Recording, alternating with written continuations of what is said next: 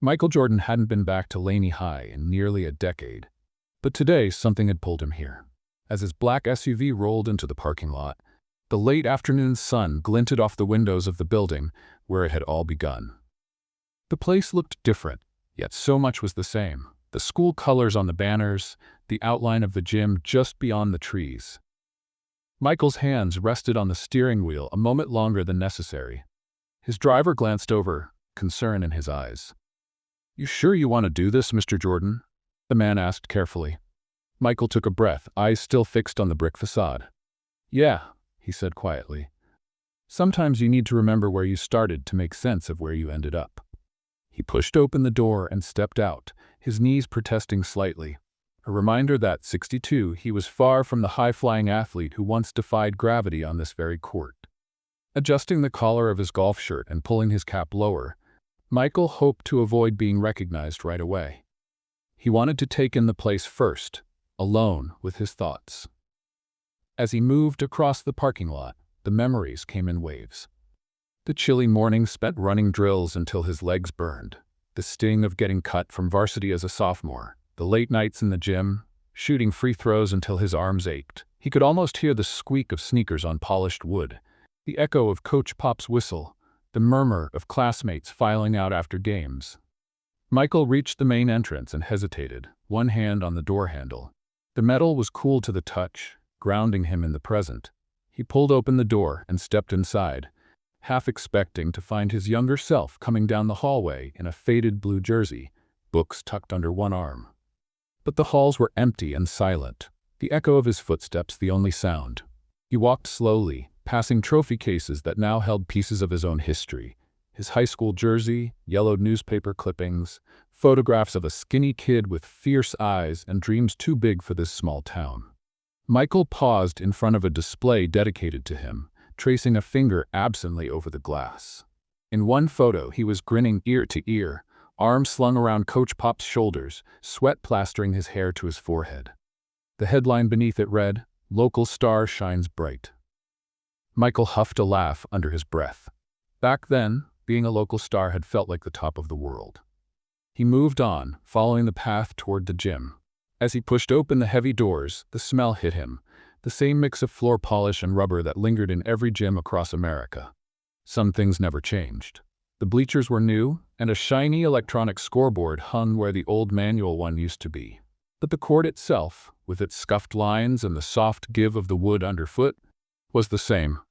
His eyes drifted to the far wall, where a massive mural of him soared through the air in a Bulls uniform, ball gripped in one outstretched hand. Below it, bold letters commanded, "Believe in your dreams." "Well, that's new," Michael muttered to himself, shaking his head with a wry smile. Lost in thought, he almost missed the old man working near the bleachers. The janitor moved slowly, pushing a dust mop across the floor with careful, deliberate strokes. His back was slightly hunched, hair white as snow, but there was a steadiness to him, a sense of pride in the way he moved, making sure no spot was missed. Michael watched for a moment, a flicker of recognition tugging at him. He took a few steps closer, hands slipping into his pockets. "Excuse me," he called gently. "Gym closed for practice?" The old man looked up, squinting a bit. "Volleyball practice ended an hour ago," he said, voice rough but kind. "But you're welcome to stay, long as you don't mind me finishing up." "I used to go to school here," Michael said, stepping fully into the light. The janitor chuckled. "Lot of folks come back to visit. Must have graduated some time ago." "Class of '81, Michael replied, a smile playing at the corners of his mouth. The old man let out a low whistle. "That's going back some years. I was already working here then." Michael took another step, eyes narrowing slightly. "Mr. Wilson?" he asked, voice catching just a little. The janitor paused, mop hovering above the floor. He tilted his head, studying Michael's face with eyes that were faded but still sharp. For a moment there was only silence, broken by the distant echo of a ball hitting a rim somewhere outside. Then, suddenly, the old man's eyes widened. "Little Mike Jordan?" he breathed. "Is that really you?" Michael's grin broke wide and real, and before Mr. Wilson could say another word, he closed the distance between them and pulled the old man into a hug. Mr. Wilson felt fragile in his arms, lighter than he remembered, but he still smelled faintly of sawdust and floor polish, just like back then. When they pulled apart, Mr. Wilson's eyes were wet. "I can't believe you're still here," Michael said, voice low with disbelief. "It's been, what, 40-something years?" 47 next month, Mr. Wilson confirmed with a small, proud smile. "Just turned 80 last week." Michael's eyes widened. 80? "Got nowhere else to be," Mr. Wilson shrugged, but there was a tightness around his eyes, a weariness that hadn't been there before. "And the school still needs cleaning." Michael looked at him for a long moment, a mix of shock and something deeper, something that felt like guilt. This man had been here all these years, quietly keeping the floors spotless, unlocking the gym doors at dawn for a scrawny kid who'd gotten cut from varsity. The same man who'd handed him the keys that day with a quiet, "Practice as long as you need. Just lock up when you're done." But Michael knew that wasn't true. Most people would have walked past that skinny kid without a second glance. Most people didn't stay in the background for 47 years, doing the work no one else wanted to do, without once asking for anything in return. As the sun dipped lower outside the gym windows, painting the court in shades of gold and amber, Michael made a quiet decision, one that would change everything. Michael pulled back from the hug, still trying to wrap his mind around it. Mr. Wilson, after all these years, still here, still pushing that same old mop, still keeping these halls spotless like he always had. It didn't seem possible. The old janitor looked him over with a mix of wonder and pride, his eyes glistening. For a moment, neither of them spoke, words caught somewhere between shock and sentiment. Michael ran a hand over his cap, suddenly feeling like that scrawny sophomore again, the one who used to slink into this gym before dawn, eyes fixed on the floor to avoid anyone seeing the hurt in them. "Look at you," Mr. Wilson finally said, voice a little shaky with disbelief. "All grown up, huh? And not just a ball player, the ball player. I still see your face on those Gatorade bottles at the corner store. My grandson's got your posters all over his room." He chuckled, wiping the corner of his eye with the back of a wrinkled hand. "Lord, if I had a nickel for every time I told folks you used to sneak into this gym to practice before school." Michael couldn't help but grin. "Not sneaking," he corrected, eyes warm with mischief. "You gave me the keys, remember? Only because you wouldn't stop banging on the doors at 5 in the morning." Mr. Wilson shot back, a laugh rumbling up from his chest. "That old coach of yours would have had my head if he knew."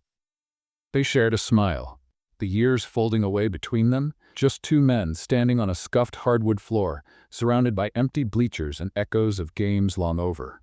But Michael's smile faltered as his eyes drifted to the dust mop, to the blue work pants faded and patched at the knees, to the hands gripping the wooden handle, knuckles swollen and skin paper thin.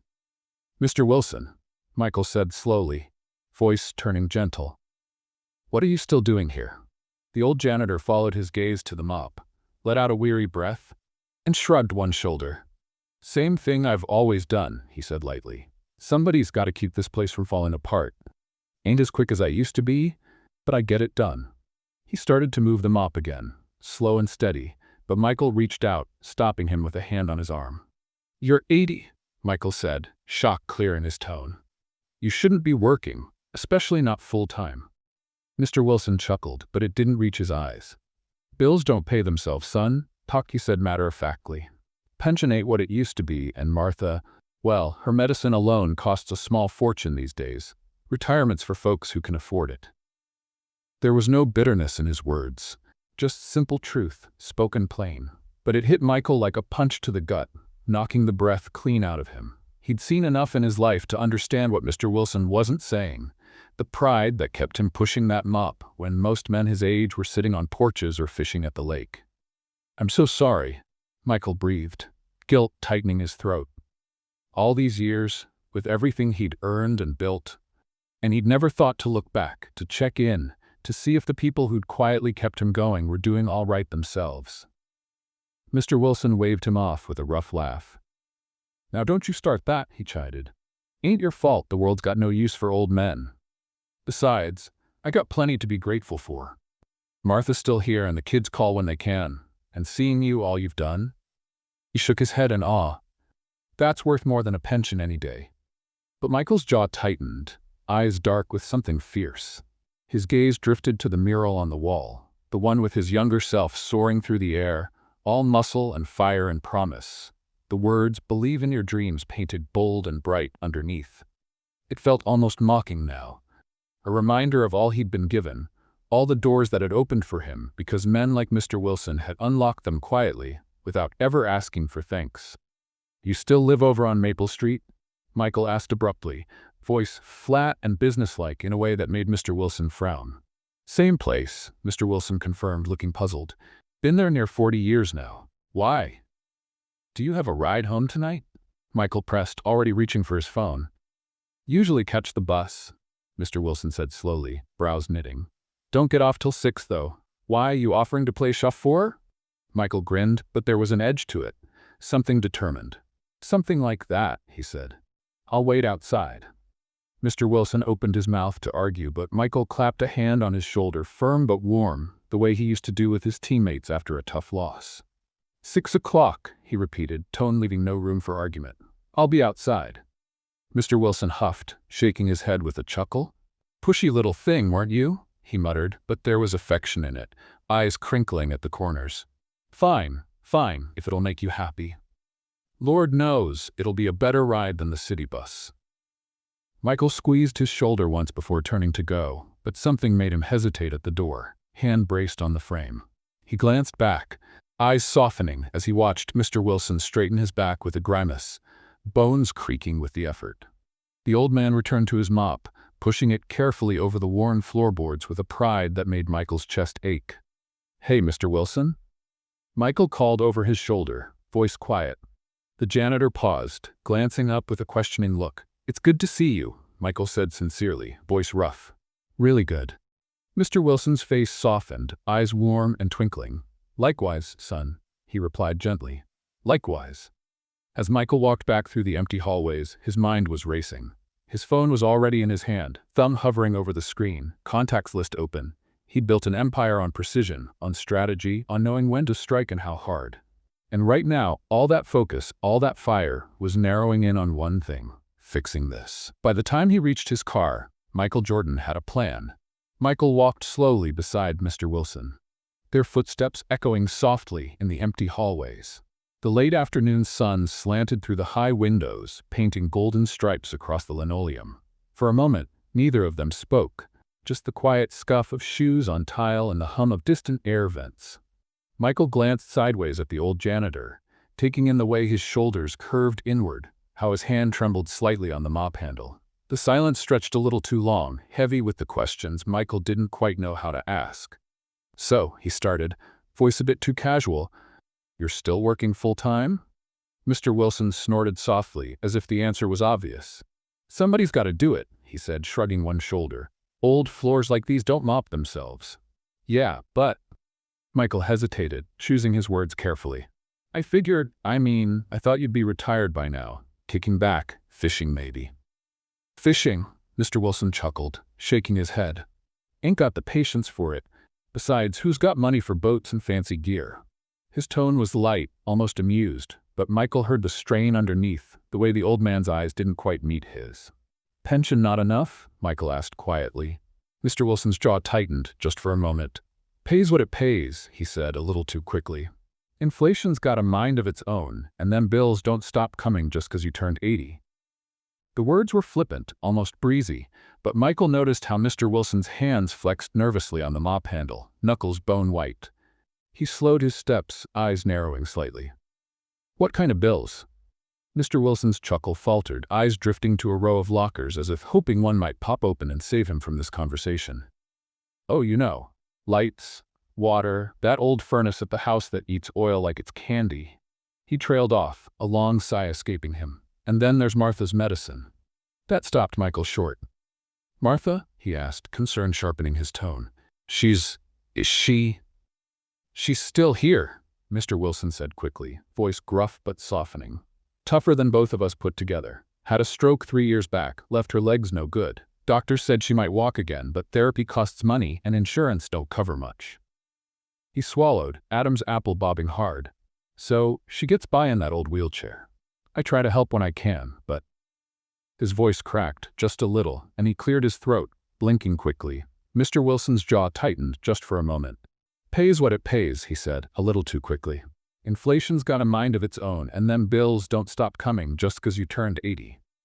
The words were flippant, almost breezy, but Michael noticed how Mr. Whitey Wilson's hands flexed nervously on the mop handle, knuckles bone white. He slowed his steps, eyes narrowing slightly. What kind of bills? Mr. Wilson's chuckle faltered, eyes drifting to a row of lockers as if hoping one might pop open and save him from this conversation. Oh, lights, water, that old furnace at the house that eats oil like it's candy. He trailed off, a long sigh escaping him. And then there's Martha's medicine. That stopped Michael short. Martha? He asked, concern sharpening his tone. Is she? She's still here, Mr. Wilson said quickly, voice gruff but softening. Tougher than both of us put together. Had a stroke 3 years back, left her legs no good. Doctors said she might walk again, but therapy costs money, and insurance don't cover much. He swallowed, Adam's apple bobbing hard. So, she gets by in that old wheelchair. I try to help when I can, but... His voice cracked, just a little, and he cleared his throat, blinking quickly. Michael's chest felt tight. The kind of tight that used to come right before tip-off, when the whole world narrowed to a single basket and the clock ticking down. Except this wasn't a game, and no amount of training could have prepared him for the hollow ache spreading under his ribs. I didn't know, he said hoarsely, guilt twisting the words. Mr. Wilson shot him a sideways look, mouth quirking up at one corner. How could you? He said, voice gentle. You're out there running the world. Got no reason to remember an old man with a mop. Michael stopped walking abruptly, eyes dark with something fierce. Don't say that, he bit out, voice low but hard. You know that's not true. Mr. Wilson paused too, looking back with a small, tired smile. Didn't mean nothing by it, he said lightly. Just how life goes. But Michael's hands were curling into fists at his sides, knuckles aching with how hard he was clenching them. He could see it now, too clearly. The tiny house on Maple Street, the bills piling up on a kitchen table scarred with burn marks and coffee stains. Martha trying to wheel herself across frayed carpet, while Mr. Wilson worked double shifts to keep the lights on. And all the while, Michael was out there signing million-dollar deals, flying coast to coast in private jets, never once thinking about the man who used to unlock the gym at 5 in the morning. Keys jangling like bells in the dark. He could still see it in flashes. Those early mornings, gym lights flickering half awake, the air cold enough to sting. His breath coming in sharp puffs as he dribbled, shot, missed, and tried again. And always, quietly sweeping the floor in the background, Mr. Wilson with a thermos of coffee steaming faintly beside him, nodding with that small, approving smile. You're here early again, Mike, the old man had chuckled once, pushing a mop down the sideline. Ain't nobody awake to see you practicing. Gotta get better, Michael had muttered, voice tight with frustration, wiping sweat from his eyes with the hem of his t-shirt. Coach said I'm not ready. Well, Mr. Wilson had shrugged, leaning on the mop handle with a knowing glint in his eye.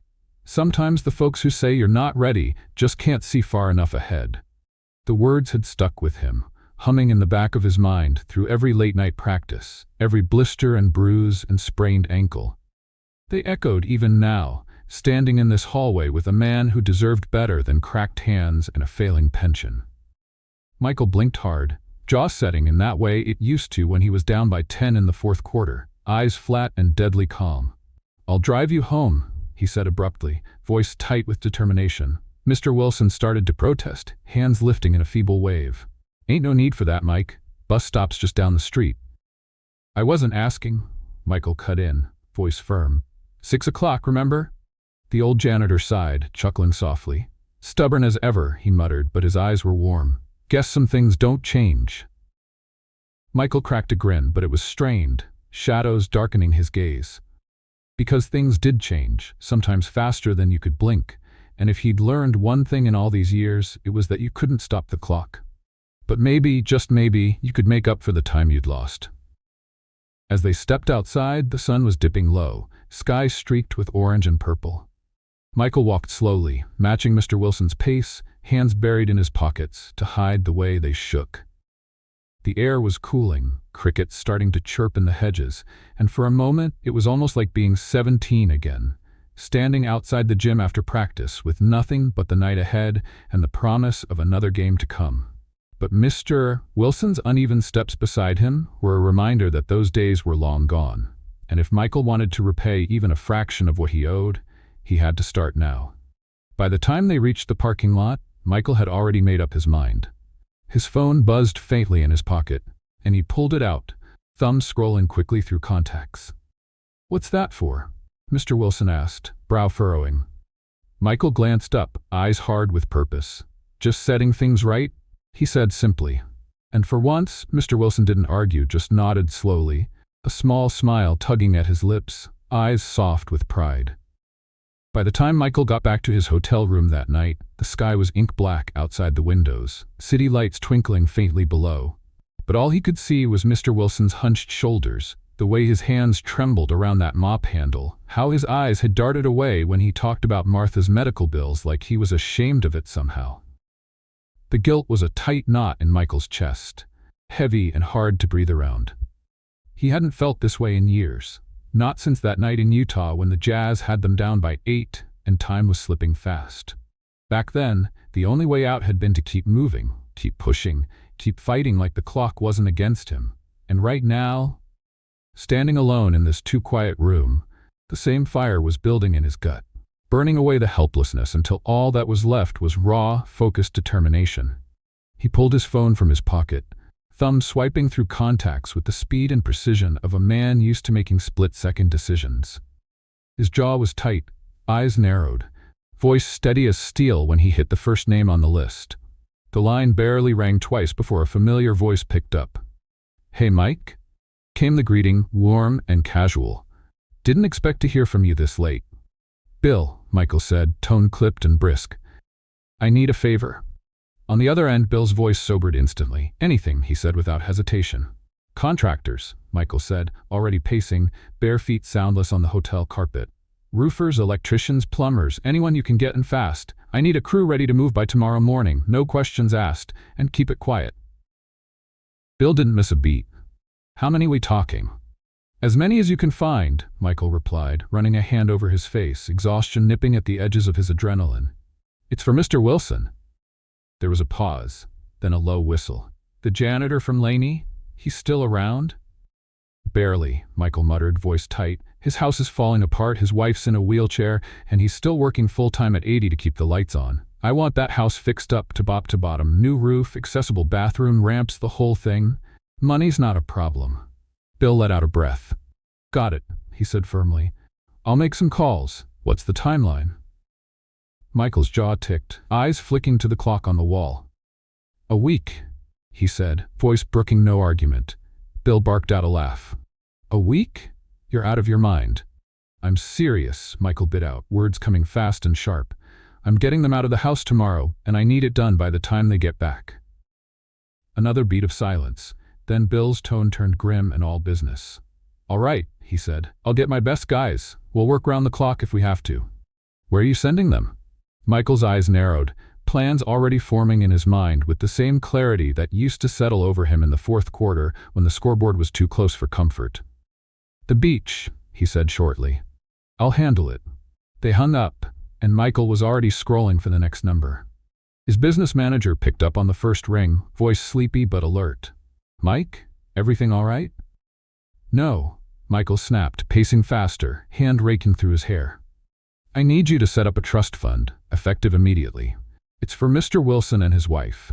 Pay off their mortgage, cover medical expenses, and make sure they've got enough to live on without him working another day. I don't care what it costs, just get it done." The manager hesitated, but only for a second. "Got it?" he said. "Anything else?" Michael's mouth set into a hard line. "Keep it quiet," he growled. "I don't want them finding out until it's done."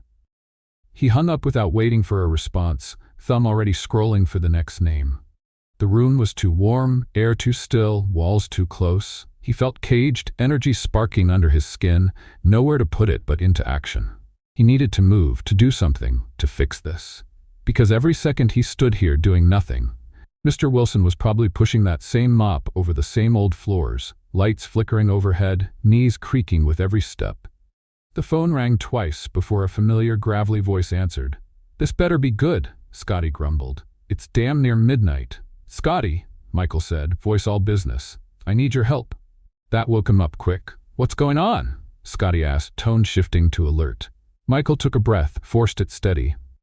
"Mr. Wilson," he said shortly. "He's still at Laney, 80 years old, still working full-time, house is falling apart, his wife's in a wheelchair." The words came fast and clipped, each one sharpening the fire in his gut. "I'm getting them out of the house tomorrow, sending them to the beach for a week. I need you to help keep them busy. Don't let them go back, no matter what." Scotty was quiet for a moment, then he let out a slow breath. "Man," he said softly. "Didn't know he was still around."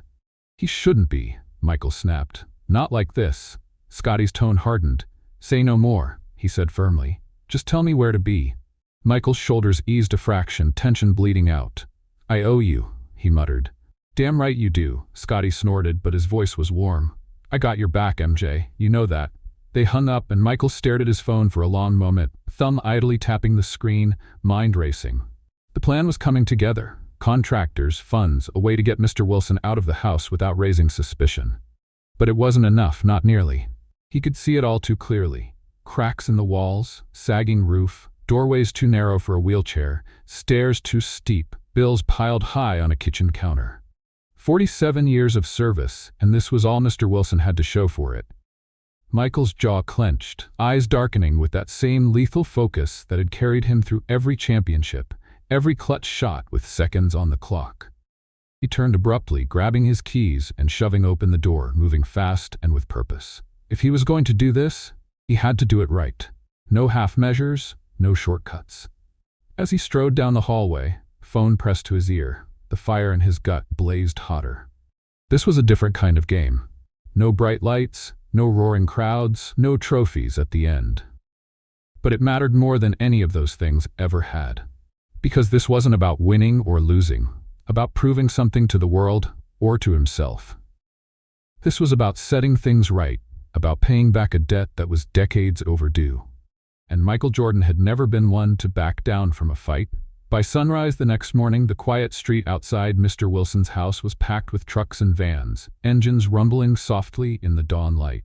Contractors moved fast, unloading ladders, stacks of lumber, and rolls of insulation with the kind of urgency usually saved for disaster relief.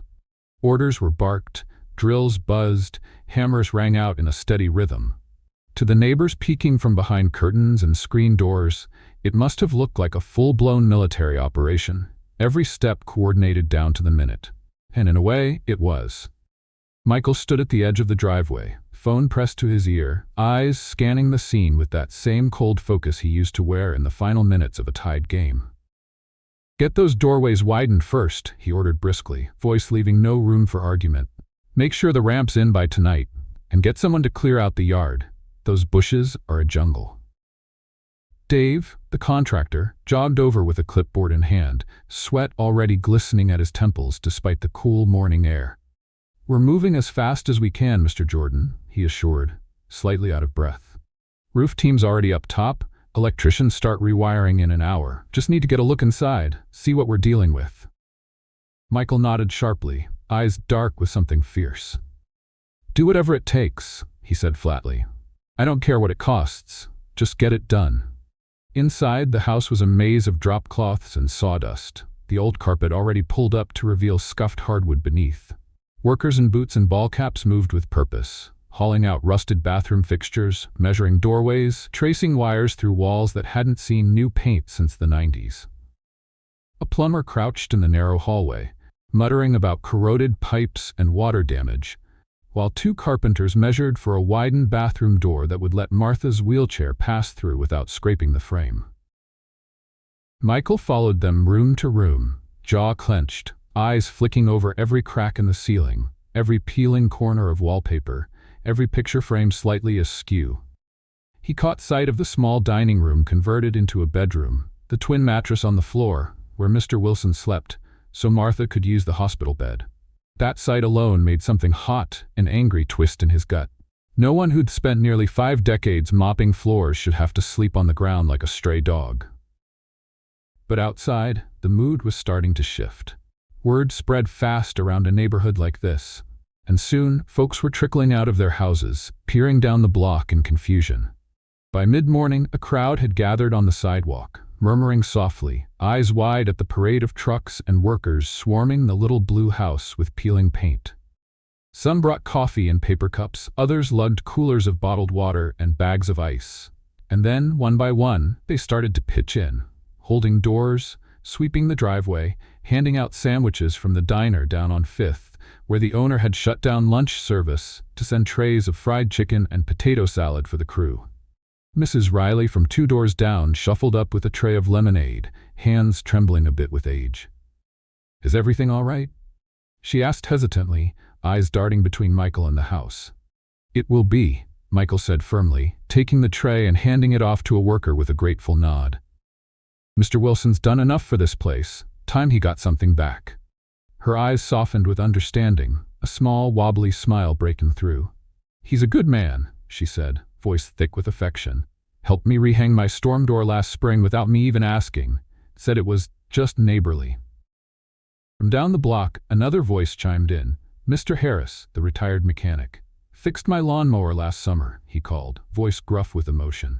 "Wouldn't take a dime for it either. Just smiled and said to pass it on." And that was all it took. Within the hour, it seemed like half the neighborhood was there, rakes and hedge trimmers in hand, paint rollers at the ready. Former students, some Michael's age, some fresh out of college, showed up in old Laney High sweatshirts, talking softly about how Mr. Wilson used to slip them lunch money when they'd forgotten theirs, how he'd sit on the bleachers after hours, listening to whatever teenage crisis they needed to unload. One girl, barely 20, wiped her eyes with her sleeve, laughing through a sniffle.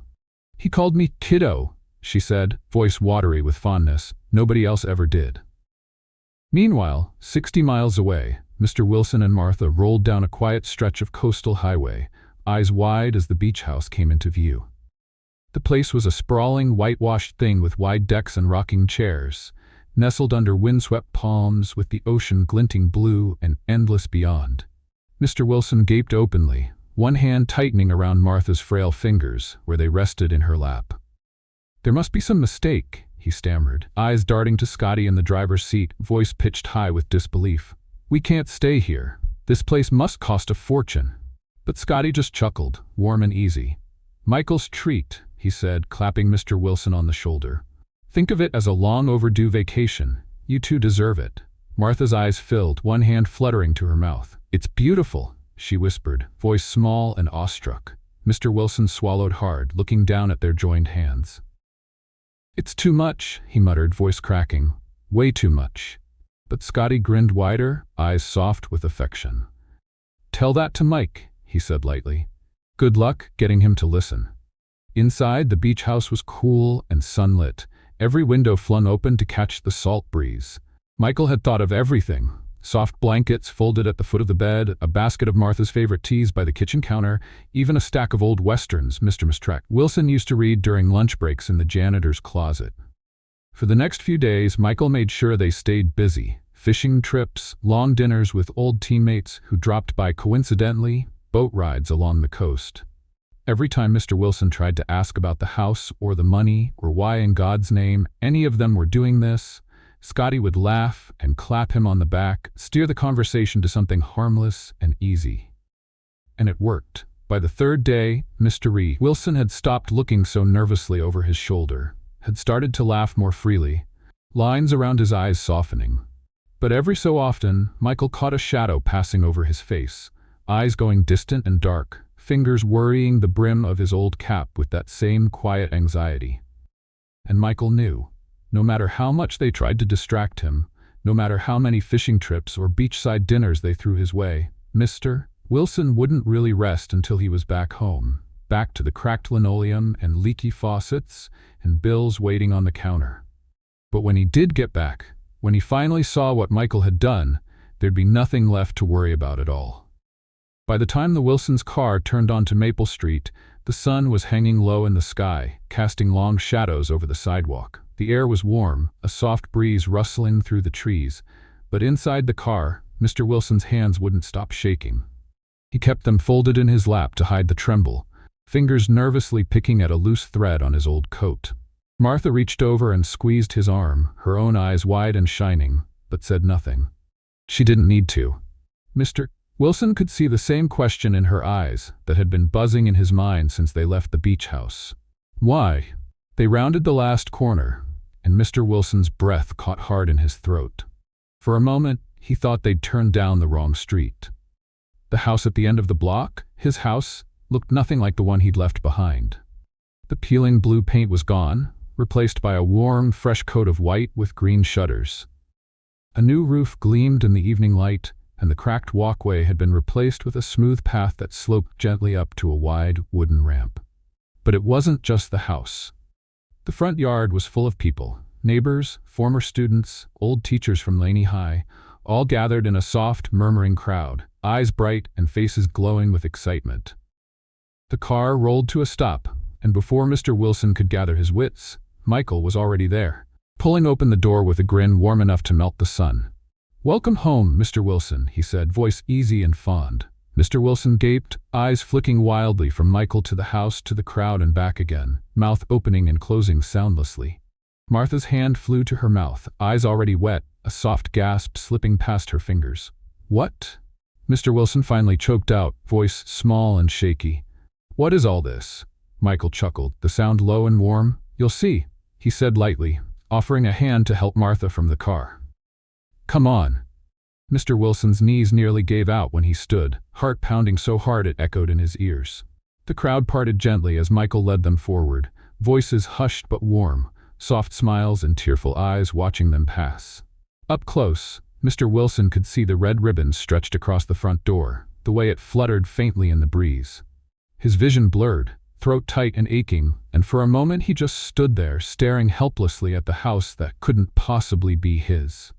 "Go on," Michael urged, voice soft with encouragement. "Cut the ribbon." Mr. Wilson's hands shook so badly it took 2 tries to fit his fingers around the scissors Michael pressed into them. Martha reached out instinctively, resting a small, trembling hand over his to steady him. He blinked hard, breath hitching, and squeezed her hand back tight enough to ache.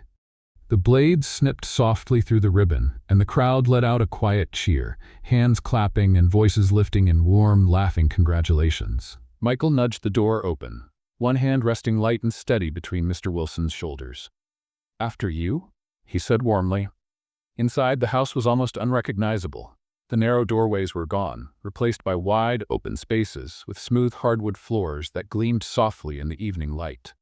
The cramped hallway had been expanded, walls knocked back to make room for Martha's wheelchair, and the kitchen, Lord, the kitchen, was bright and airy, all new cabinets and lowered countertops, everything within easy reach.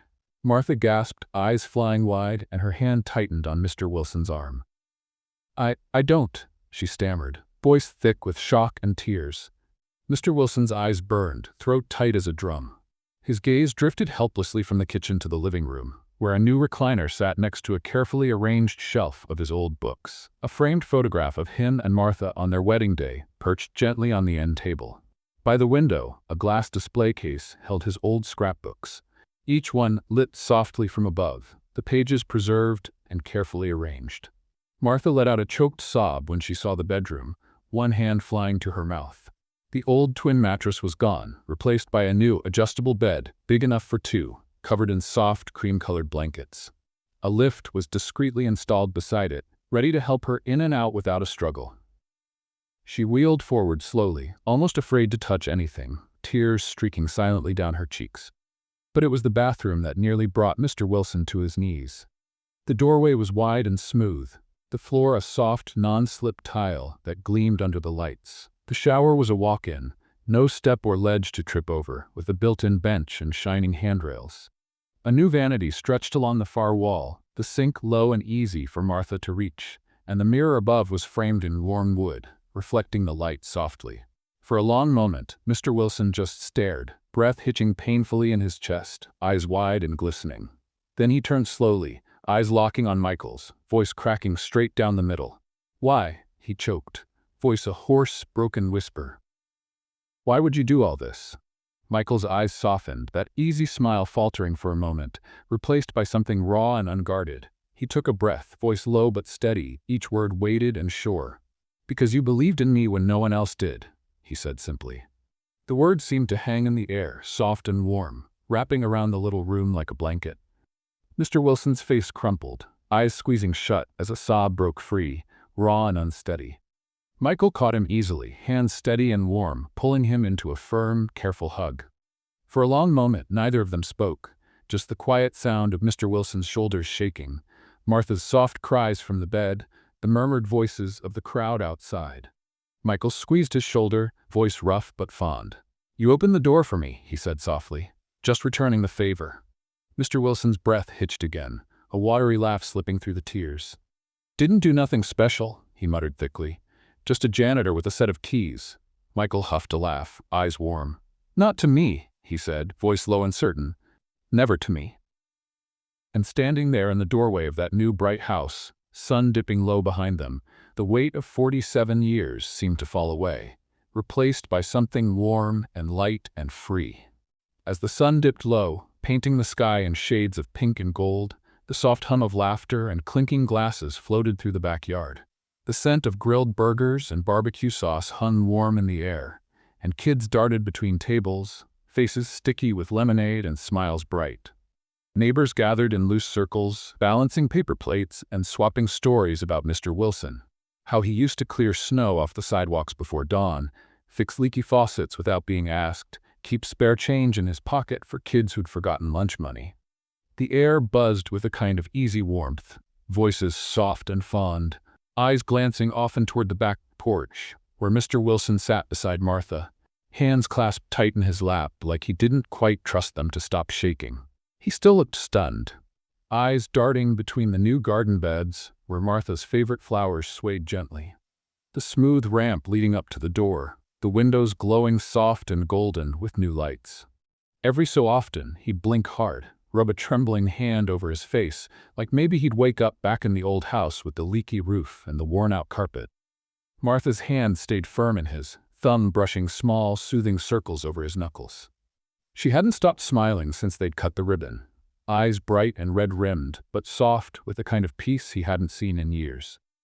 Michael eased onto the bench beside him, leaning back with that familiar, easy grace, a cold soda dangling loosely from his fingers. For a moment, they just sat in silence, watching the sun dip behind the trees, shadows stretching long and soft across the grass. Then Michael cleared his throat, shifting slightly, and Mr. Wilson glanced over, eyes still wide and glassy. Before he could say anything, Michael reached into his jacket, pulled out a thick, neat folder, and pressed it gently into Mr. Wilson's lap. "Got one more thing for you," he said lightly, though his voice was soft with something rough and fond. Mr. Wilson blinked, confused, fingers fumbling clumsily with the cover. He flipped it open, eyes skating over the neat columns of numbers and signatures, the bold letters stamped across the top. Paid in full. His breath caught hard, eyes widening as they darted from the mortgage papers to the trust fund documents beneath. Enough to cover Martha's medical bills, enough to keep them warm and safe and fed for the rest of their lives. His hands shook so bad the papers rustled faintly, voice cracking clean down the middle when he finally spoke. "Mike," he stammered, words thick and broken. We can't accept this. It's too much, way too much." But Michael's hand came down firm and steady on his shoulder, squeezing gently, eyes warm and sure. "It's not even close to enough," he said quietly, voice soft but certain.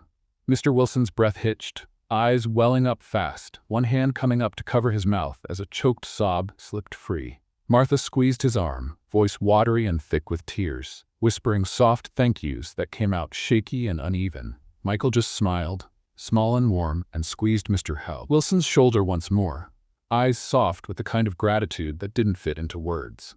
From the yard, someone turned up the radio, soft country music drifting warm and easy through the evening air. Neighbors moved slow and unhurried, clinking glasses and passing around trays of potato salad and grilled corn, laughter rising in soft bursts. Mr. Wilson wiped at his eyes with a shaky chuckle, overwhelmed and red-faced, but glowing with a kind of quiet joy that made his hands tremble all over again. As the sun sank lower, the porch lights flickered on, casting the yard in a soft golden glow. Michael leaned back, eyes drifting to the mural on the far wall, the one that hadn't been there a week ago. Mr. Wilson followed his gaze, breath catching softly when he saw it. A painting of himself, younger and bright-eyed, holding open the gym door with a small, proud smile as a scrawny kid in a worn-out jersey slipped through, eyes wide with hope and determination. A soft, broken laugh slipped past Mr. Wilson's lips, eyes glistening, voice small and hoarse. "I'm just a janitor," he whispered almost to himself. But Michael chuckled, voice warm and sure, eyes never leaving the mural. "Not to me," he said softly. The music swelled, voices rising and falling warm and easy, the yard glowing softly with porch lights and the last rays of sun. The camera pulled back slowly, framing the crowd gathered close, the Wilsons huddled together on the porch, the house bright and new and warm behind them. And as the screen faded to black, the words lingered soft and steady, a promise that echoed through the night. Small acts of kindness can change lives.